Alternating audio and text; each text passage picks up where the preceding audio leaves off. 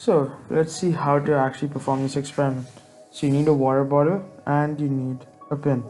Now while the bottle is closed and the cap is put on, you want to take the pin and make a few holes in the bottle. Now what you would assume or expect is that after you make a hole, you would assume the water to come out of the water bottle. But this is not the case because of the existence of air pressure. Now, air pressure is a force, and this force is acting against the hole, preventing the water from coming out of the water bottle.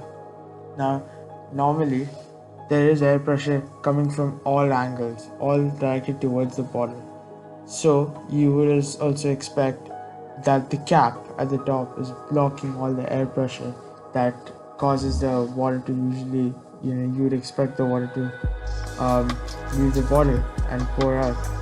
So now you've seen that it doesn't exit the bottle when there's a cap.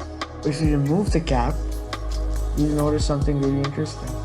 The water starts to pour out of the bottle. This is because without the cap, air pressure now can come from the top, and from the top it puts pressure and acts as a force on the water bottle, causing the water to flow out again.